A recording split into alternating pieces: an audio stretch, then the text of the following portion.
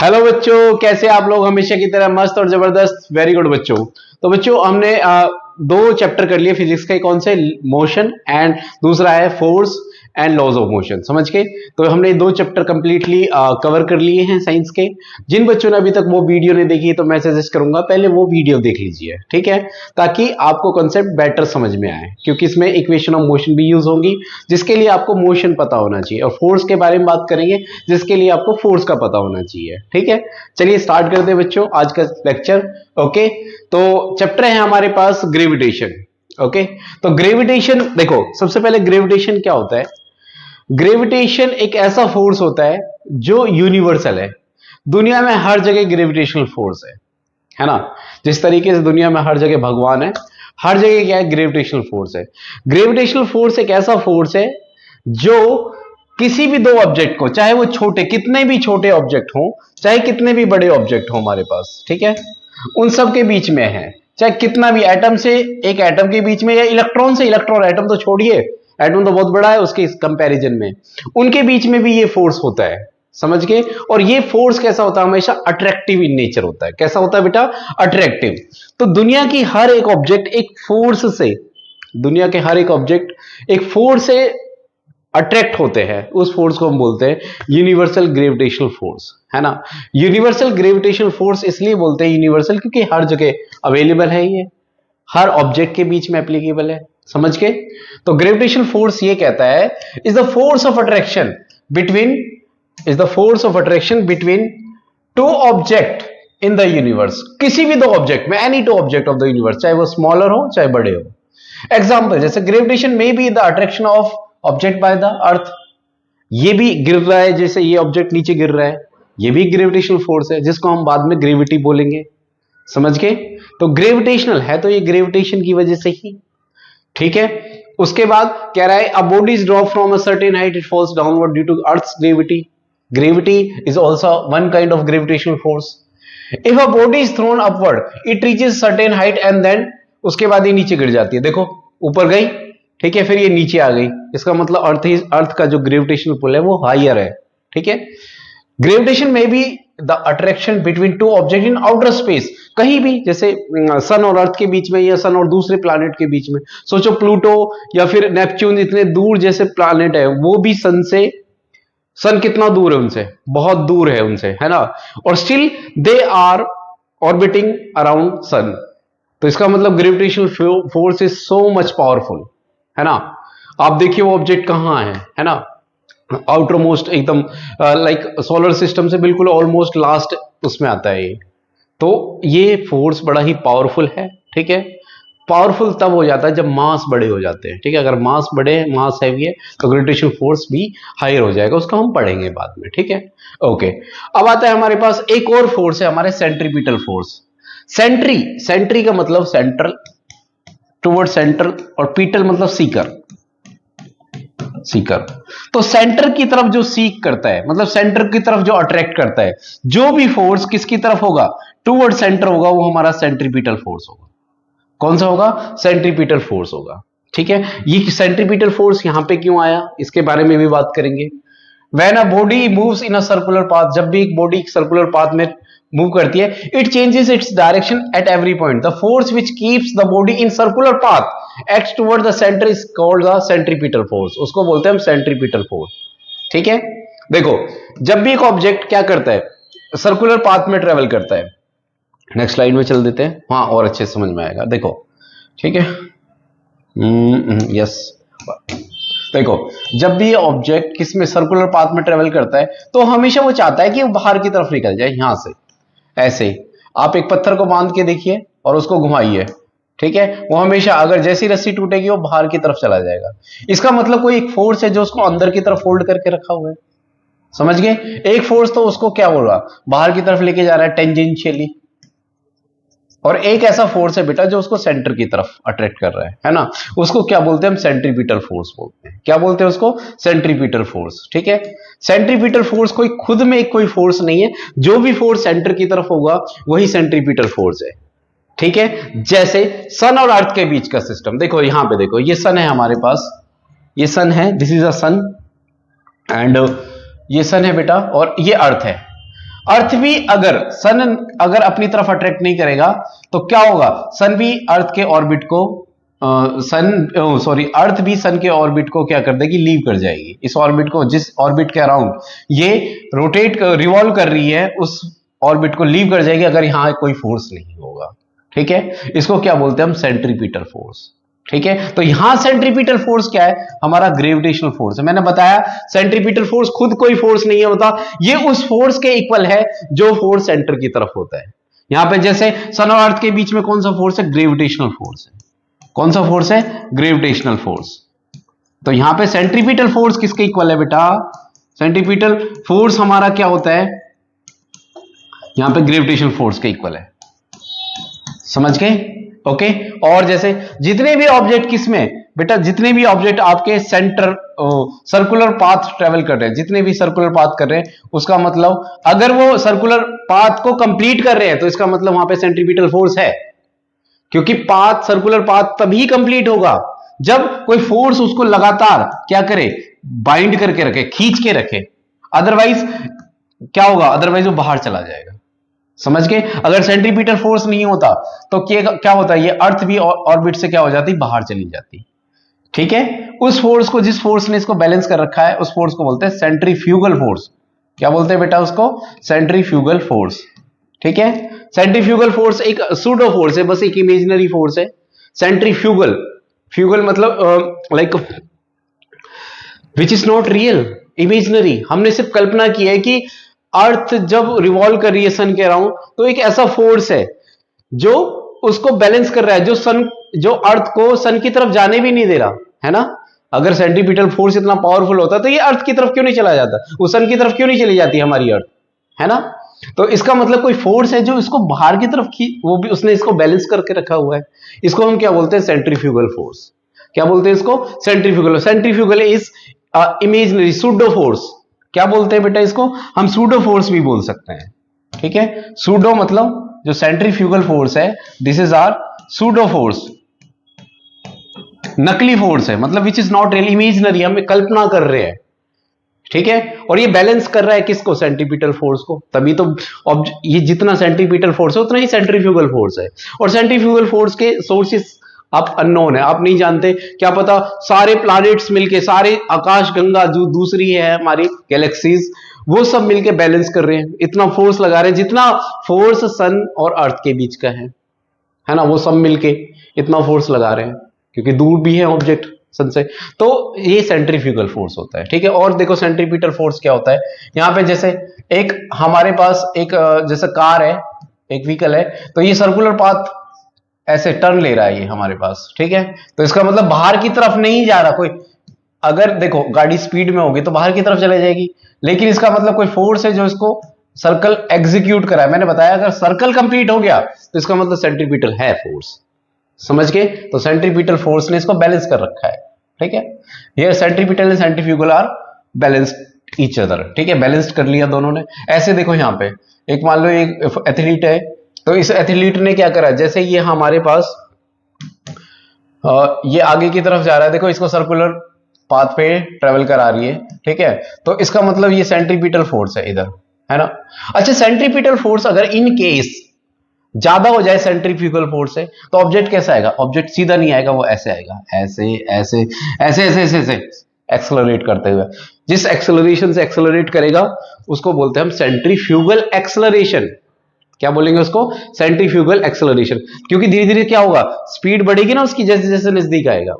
आपने सिंक में पानी को जाते हुए देखा है, सिंक में पानी कैसे जाएगा, वो ऐसे ही जाएगा। ठीक है, ओके, चलो आगे करते बेटा। तो ये हमारी सेंट्रीफ्यूगल एक्सेलरेशन हुई। ठीक है, कंसेप्ट आ गया समझ में, सेंट्रीपिटल फोर्स, जो भी फोर्स सेंटर की तरफ लगे वो सेंट्रीपिटल फोर्स है हमारे पास। ठीक है, नेक्स्ट आगे। ठीक है, यूनिवर्सल लॉ ऑफ ग्रेविटेशन। तो न्यूटन जो थे हमारे, उन्होंने सबसे पहले इसके बारे में डिस्कवर किया कि भाई ग्रेविटेशनल फोर्स कितना होता है। उसने बताया कि कोई भी दो ऑब्जेक्ट है जिनके बीच में मास, अगर मासेस हमारे पास m1 है, एक का मास और दूसरे का मास m2 है, उनके बीच की डिस्टेंस d है, तो फोर्स उनके बीच में कितना होगा बेटा, फोर्स डायरेक्टली प्रोपोर्शनल होगा m1 m2 के, और डिस्टेंस के इनवर्सली प्रोपोर्शनल होगा। मतलब फोर्स डायरेक्टली प्रोपोर्शनल होगा product of mass m1 m2, है ना। कह रहा है कि दो ऑब्जेक्ट है a एंड b, उनका मास m है, मासिस m है दोनों के, अच्छा एक छोटे एक कैपिटल है, ठीक है, और डिस्टेंस उनके बीच में d है। तो कह रहा है कि फोर्स डायरेक्टली प्रोपोर्शनल है, ये प्रोपोर्शनल का साइन होता है बेटा, प्रोडक्ट ऑफ देयर मासेस, मतलब मास ज्यादा होंगे दोनों के तो फोर्स की वैल्यू भी ज्यादा होगी, और इनवर्सली प्रोपोर्शनल किसके, डी स्क्वायर के। डिस्टेंस ज्यादा हुआ तो फोर्स कम हो जाएगा। अगर मैं इनको दूर कर दूं, सॉरी, अगर इन डिस्टेंस को मैं दूर कर दूं, इन ऑब्जेक्ट्स को दूर कर दूं, तो क्या होगा, फोर्स क्या होगा, वीकर हो जाएगा।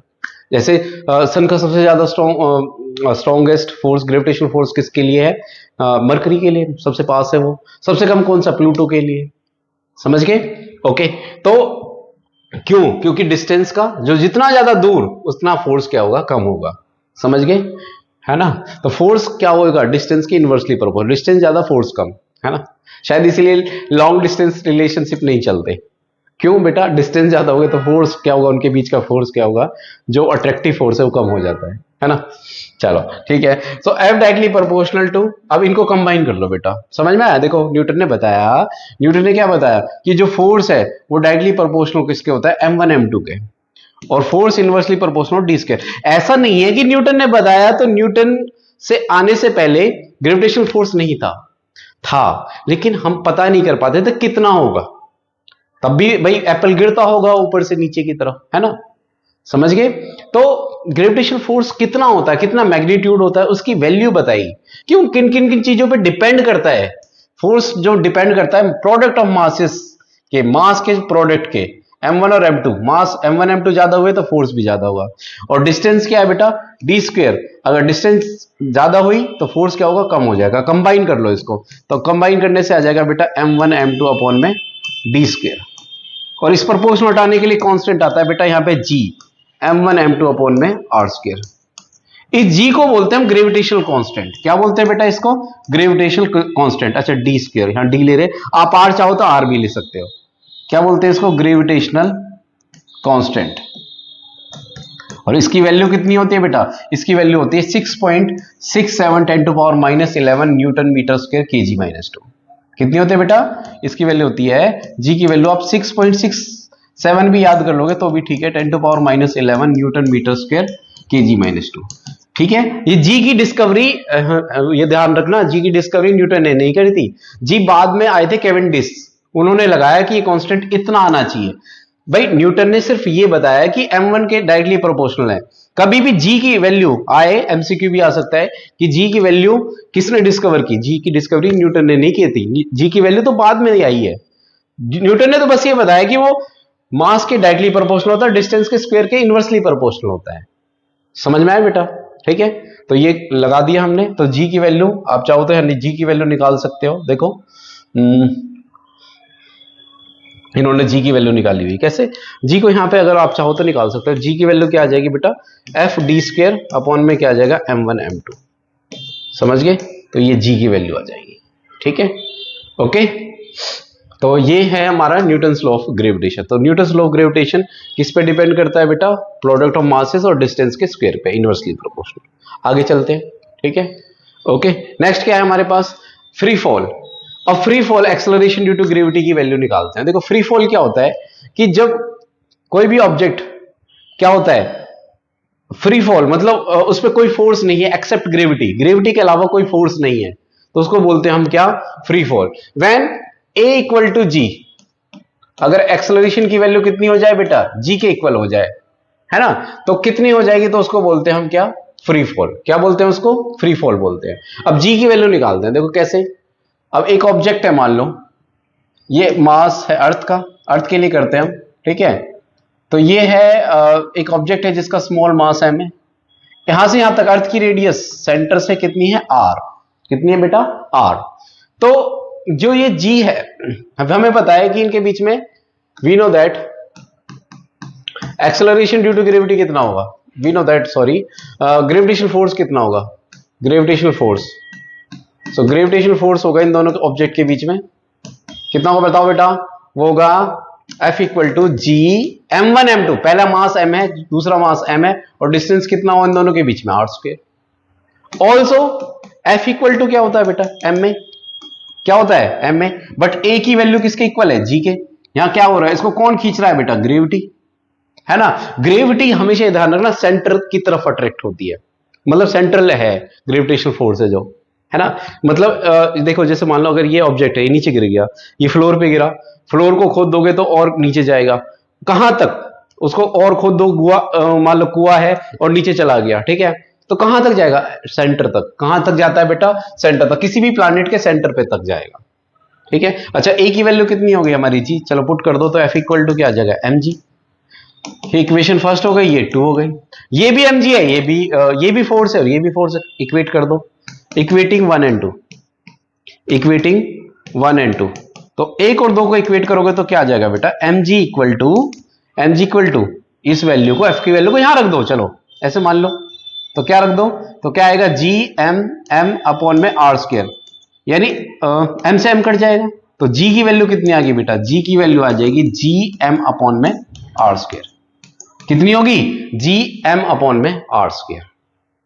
यानी एक्सेलरेशन ड्यू टू ग्रेविटी किस पे डिपेंड करती है, ग्रेविटेशन कांस्टेंट पे, चलो ये तो कांस्टेंट हुआ, ये तो वैल्यू चेंज नहीं होने वाली। मास ऑफ प्लैनेट पे डिपेंड करता है और रेडियस पे डिपेंड करता है, ठीक है, किसी भी ऑब्जेक्ट के मास पे डिपेंड नहीं करता।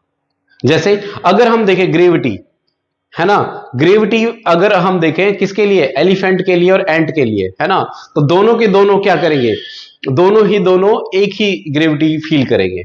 अगर मतलब कहने का मतलब है, अगर एक हाथी को और एक चींटी को अगर आप ऊपर से रिलीज करोगे तो वो दोनों एक ही टाइम पे गिरेंगे, हाँ नहीं गिरेंगे, गिरेंगे बेटा। कब गिरेंगे, तब अगर उनके बीच का एयर फ्रिक्शन, एयर हटा दी जाए। अगर ये दोनों वैक्यूम में इनको गिराएंगे हम, तो हमेशा दोनों सेम टाइम पे गिरेंगे। एयर फ्रिक्शन की वजह से वो नहीं गिर पाते सेम टाइम में। अगर एयर हटा देंगे तो क्या नाम है, एयर हटा देंगे तो दोनों सेम टाइम पे गिरेंगे, ठीक है। तो अच्छा अर्थ के लिए ग्रेविटी कितनी होती है बेटा, अर्थ का मास पता होना चाहिए आपको। देखो जी की वैल्यू, कैपिटल जी की वैल्यू, ये ग्रेविटी है और ये ग्रेविटेशनल कांस्टेंट है, पता होना चाहिए। जी ग्रेविटी है, ग्रेविटेशनल कांस्टेंट है, ग्रेविटी है, ग्रेविटेशनल कांस्टेंट है। ग्रेविटेशनल कांस्टेंट की वैल्यू कितनी होती है, 6.67 10 टू पावर -11, सबके लिए सेम है ये, चाहे कहीं भी हो। मास ऑफ अर्थ का मास ध्यान रखना बेटा, 6 इंटू 10 टू पावर 24, यानी 6 के पीछे कितनी जीरो लगा दो, 24 जीरो लगा दो, इतना किलो, अपॉन में रेडियस, अर्थ ऑफ रेडियस कितना बेटा, 6.4 10 टू पावर 6 मीटर। यूनिट नहीं ले रहे हम, यहां से यूनिट हटा दो, इसको हट जा, ठीक है। और क्या करना है, इसका स्क्वायर करना है, चलो स्क्वायर कर दिया। इस सब को सॉल्व करेंगे बेटा, ये आएगा आपका 9.8 मीटर पर सेकेंड स्क्वायर, ठीक है। अर्थ का रेडियस ही कितना है, ये है 6400 किलोमीटर बनेगा ये, और मीटर में कितना बनेगा, रेडियस अर्थ का होता है 6400 किलोमीटर अप्रोक्स, ठीक है, ये यहां से आता है, ठीक है, ये 1280 लगभग, ठीक है। और अगर इसको मीटर में करेंगे तो कितना आएगा, 6 10 टू पावर कितना, किलोमीटर मतलब मीटर, और पॉइंट में करेंगे तो कितना आएगा, 6.4, पॉइंट यहां लगा दो, 10 टू पावर 6 मीटर, इतना बनेगा, ठीक है। तो इसका स्क्वायर करेंगे 9.8 मीटर पर सेकेंड स्क्वायर आएगा। तो अर्थ की सरफेस पे जो ग्रेविटी होती है वो कितनी होती है, 9.8 मीटर पर सेकेंड स्क्वायर। ये हर एक ऑब्जेक्ट के लिए, चाहे वो ऑब्जेक्ट एलिफेंट हो, चाहे वो एंट हो, चाहे कुछ भी हो, सबकी ग्रेविटी, सब कितने ग्रेविटी करेंगे, 9.8 मीटर पर सेकेंड स्क्वायर। अच्छा इसका मतलब समझते हो आप, एक बहुत मस्त बात बताता हूं, 9.8 मीटर पर सेकेंड स्क्वायर का मतलब समझ रहे हो आप, कि जब जैसे किसी ऑब्जेक्ट को हम गिराएंगे, ठीक है, जैसे नेक्स्ट पेज ले लेता हूं, देखो अगर हम उसको गिराएंगे, अगर वो 1 सेकंड में गिरेगा तो उसकी स्पीड कितनी होगी, 9.8 मीटर पर सेकेंड, है ना, पर सेकंड, मैं स्पीड की बात कर रहा हूं। 2 सेकंड होगी तो 9.8 और बढ़ जाएगी, यानी हो जाएगा 19.6 मीटर पर सेकंड, ठीक है। 3 सेकंड लगेंगे, ठीक है, और टाइम 3 सेकंड लगेगा तो 9.8 और ऐड कर दो, 19.6 प्लस 9, यानी हर सेकंड स्पीड कितनी हो जाती है, 9.8 मीटर पर सेकंड बढ़ जाती है। इसका मतलब ये है ना। तो एक्सेलरेशन, इसीलिए हम क्या लिख रहे हैं बेटा, अरे एक्सेलरेशन निकालो ना, क्या फॉर्मूला है, v2 minus v1 upon t2 minus t1। तो v2 कितना है बेटा, 19.6 माइनस 9.8, और टाइम कितना, 2 में से 1 गया 1 सेकंड, तो कितना आएगा, 9.8 ही तो आएगा, 2 में से गया 1, 19.6 में से 9.8 गया 9.8, तो पर सेकंड स्क्वायर। यानी इसका मतलब ये होता है कि स्पीड हर सेकंड कितनी हो जाती है बेटा, 9.8 मीटर पर सेकंड बढ़ जाती है। समझ में आया आपको ये बात, है ना। तो इसका मतलब ये है 9.8 मीटर पर सेकंड की अगर कोई ऑब्जेक्ट अगर गिराएंगे तो हर सेकंड उसकी स्पीड 9.8 मीटर पर सेकंड बढ़ जाएगी। समझ गए? इसलिए कोई भी ऑब्जेक्ट अगर जितनी हाइट से गिरेगा उसकी स्पीड उतनी ही ज्यादा हो जाएगी, है ना? मान लो कोई अगर थर्ड फ्लोर से कूदे और कोई सिक्स फ्लोर से कूदे, तो ऊपर वाले जो सिक्स फ्लोर से कूद रहा है उसको ज्यादा टाइम लगेगा, तो उसकी वेलोसिटी भी ज्यादा बढ़ जाएगी ग्राउंड तक पहुंचते पहुंचते। समझ गए? ओके, चलो आगे। कूदना नहीं है भाई ठीक है, मैं आइडिया नहीं दे रहा। अच्छा, variation of acceleration due to gravity, shape of earth. देखो, ग्रेविटी की वैल्यू सुनो बेटा, क्या अर्थ पे हर जगह सेम है? नहीं, क्योंकि earth is not a perfect sphere. Earth क्या है बेटा? एक परफेक्ट स्फीयर नहीं होता। वो कैसा होता है? ओवल इन शेप होता है। इस लाइन को बोलते हैं इक्वेटर। क्या बोलते हैं इसको? इक्वेटर।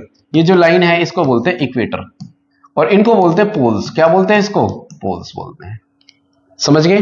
तो अच्छा, हमने पढ़ा है G equal to G M upon R square, यानी G इनवर्सली प्रोपोर्शनल क्या होता है? आर स्क्वायर के। यानी रेडियस ज्यादा होगी तो ग्रेविटी कम हो जाएगी। अच्छा, इक्वेटर, इक्वेटर पे रेडियस ज्यादा होगी भाई, ऐसे है ना ओवल अंडे की शेप में, यहां रेडियस ज्यादा होगी तो इसका मतलब रेडियस ज्यादा होगी, ग्रेविटी कम। रेडियस ज्यादा, ग्रेविटी कम, या ग्रेविटी कम होगी, लेस ग्रेविटी। जो लोग इक्वेटर पे रहते हैं, है ना, हम यहाँ रहते हैं लगभग यहाँ पे, हम ठीक है, नॉर्थन हेमिस्फीयर में रहते हैं, ऊपर वाले हिस्से में, नीचे वाला साउथ है, ठीक है, ऊपर वाला ये वाला पोल है। अच्छा, ग्रेविटी पोल्स पे, यहाँ पे रेडियस कम, ग्रेविटी ज्यादा, तो पोल्स ग्रेविटी इज मोर, यहाँ ग्रेविटी इज मोर, ठीक है। कहां पे ग्रेविटी ज्यादा होगी? ऊपर। अच्छा, ग्रेविटी ज्यादा हो गई, ग्रेविटी और वेट क्या होता है बेटा? वेट होता है हमारा mg, आगे पढ़ेंगे हम वेट, mg, ठीक है। वेट किसके इक्वल होता है? mg। ग्रेविटी ज्यादा तो वेट ज्यादा, ग्रेविटी ज्यादा तो वेट ज्यादा, तो कहां वेट ज्यादा होगा? पोल्स पे ज्यादा वेट होगा। समझ गए? अगर आप पोल पे जाएंगे तो आपका वेट ज्यादा हो जाएगा। क्यों? क्योंकि वहां पे ज्यादा ग्रेविटी है कंपैरेटिवली। कहां पे? इक्वेटर। आए समझ में? ठीक है, तो दोबारा बता रहा हूं, रेडियस ज्यादा, ग्रेविटी कम। रेडियस कहां ज्यादा? इक्वेटर पे ज्यादा, इसको इक्वेटर बोलते हैं। इसको क्या बोलते हैं? पोल्स बोलते हैं। समझ गए? ग्रेविटी ज्यादा, वेट ज्यादा, ग्रेविटी वेट क्या होता है? mg। आए समझ में? ठीक है, चलो आगे चलते हैं। आगे क्या कह रहा है बेटा? Yes, mass and weight. देखो, आपको पता होना चाहिए, वेट आ गया तो चलो वेट को मेंशन करते हैं। मास और वेट में क्या फर्क है? मास ये खाने वाला मास नहीं है, ठीक है। ये मास का मतलब होता है क्वांटिटी ऑफ मैटर। किसी भी बॉडी में कितना मैटर प्रेजेंट है उसको बोलते हैं हम, क्या बोलते हैं उसको? क्वांटिटी ऑफ मैटर को बोलते हैं मास। क्या बोलते हैं उसको? मास, ठीक है। अब देखो, जैसे यहां पे मेरे पास बोतल है, बोतल में कितना पानी है, मैं अगर और पानी डाल दूंगा तो इसमें बस का मतलब मास क्या हो जाएगा? और बढ़ जाएगा। क्वांटिटी ऑफ मैटर, मैटर कितना है इसमें, पदार्थ कितना है, सब्सटेंस कितना है, वो क्या है हमारी? वो इसका मास होगा, है ना। और वेट क्या होगा? Weight is a force. Weight क्या होता है बेटा? फोर्स होता है, जिस फोर्स की वजह से कोई भी प्लैनेट क्या करता है? दूसरे ऑब्जेक्ट को अपने सेंटर की तरफ खींचता है। अगर ग्रेविटी खत्म तो इसका मतलब वेट भी क्या हो जाएगा? जीरो हो जाएगा, क्योंकि वेट का फॉर्मूला क्या होता है हमारे पास? mg। क्या होता है बेटा? mg। ग्रेविटी से मल्टीप्लाई कर दो मास को, ये मास होता है, तो वो क्या बन जाएगा? हमारा वेट बन जाएगा। क्या बन जाएगा? वेट। तो weight is a force. Weight क्या है बेटा? Weight is a force. Clear है बेटा? सो मास क्या होता है? Quantity of matter. और वेट एक फोर्स है जिसकी वजह से अर्थ, अगर हम अर्थ पे, क्योंकि हम अर्थ पे रहते हैं तो अर्थ की बात करेंगे। अर्थ क्या करती है? जिससे दूसरे ऑब्जेक्ट को अपने तरफ सेंटर की तरफ खींचती है। अच्छा, वेट क्या है? एक फोर्स है, फोर्स है, तो इसका मतलब क्या है? वेट क्या है? वेट फोर्स है, तो फोर्स की यूनिट क्या होती है? न्यूटन। वेट का फॉर्मूला क्या होता है? वेट का फॉर्मूला होता है हमारे पास mg बेटा। क्या फॉर्मूला होता है? mg। और वेट क्या है? एक फोर्स है, और फोर्स की यूनिट क्या होगी? न्यूटन। तो इसलिए ग्रेविटी की नहीं, किसकी बात करें? वेट की यूनिट क्या होती है हमारी? न्यूटन होती है ना। और मास की यूनिट क्या होगी? मास तो एक अमाउंट ऑफ मैटर है, उसकी यूनिट होगी किलोग्राम। क्या होगी? किलोग्राम। तो डिफरेंस भी कर रखा है, इसको पढ़ लेना आराम से, ठीक है। कह रहा है mass of a body is the measure of the inertia. हाँ, इनर्शिया मैंने प्रीवियस चैप्टर में पढ़ाई थी, है ना। मैं इसलिए कह रहा था कि आप एक बार वो लेक्चर जरूर देखना। इनर्शिया क्या होती है? वो प्रॉपर्टी जिसकी वजह से बॉडी अपनी ओरिजिनल स्टेट में रहना चाहती है। अच्छा, मास ज्यादा होगा तो उसकी इनर्शिया भी ज्यादा, उसको रोकना या अगर रुका हुआ है तो उसको चलाना मुश्किल होगा, चल रहा है तो रोकना मुश्किल होगा। जैसे मान लो, एक ऑफेंड मत होना बच्चा, अगर कोई मोटा व्यक्ति है ज्यादा, है ना, अगर जिसका मास ज्यादा है ना, तो उसको डिफिकल्ट होगा रन करना, और अगर वो चल रहा है ना, तो उसको रोकना थोड़ा मुश्किल हो जाएगा उसको, समझ रहे हो आप। एक ट्रक अगर चल रहा है तो उसको ज्यादा फोर्स लगाना पड़ेगा चलने के लिए, है ना। और अगर किसके कंपैरिजन में, कार के कंपैरिजन में। और अगर चल रहा है तो उसको रोकना भी मुश्किल होगा, इनर्शिया ज्यादा हो जाएगी, फिर इनर्शिया मोशन आ जाएगा उसमें, समझ रहे हो आप। ठीक है, तो इनर्शिया को मेजर करता है, मास ज्यादा तो मतलब इनर्शिया ज्यादा, है ना। ठीक है, वेट इज द फोर्स, ठीक है, by which it attract towards the earth, जिसकी वजह से अर्थ क्या करता है, अर्थ दूसरे ऑब्जेक्ट को अपनी तरफ अट्रैक्ट करता है। मास की यूनिट केजी है और वेट क्या है, फोर्स है, तो इसकी यूनिट न्यूटन है, समझ गए। ये गलत है, एन। बेटा अगर जो हमारे पास, याद रखना, जब भी कोई भी यूनिट लिखनी है तो स्मॉल एन से आएगा, न्यूटन, ठीक है। यानी या तो कैपिटल सिंबल यूज करो, है ना, या स्मॉल, अगर पूरा लिखना है तो तुम्हें तो स्मॉल लेटर से शुरू करो। अगर आप कैपिटल लेटर से शुरू करोगे तो ये बता किसको रिप्रेजेंट करेगी, ये उस साइंटिस्ट को रिप्रेजेंट करेगी हम, मतलब न्यूटन चाचा के बारे में बात कर रहे हैं हम, समझ गए। ऐसे जूल है, जूल भी एक साइंटिस्ट है, ठीक है। अगर आप जूल लिख रहे हो मतलब साइंटिस्ट के बारे में बात कर रहे हो।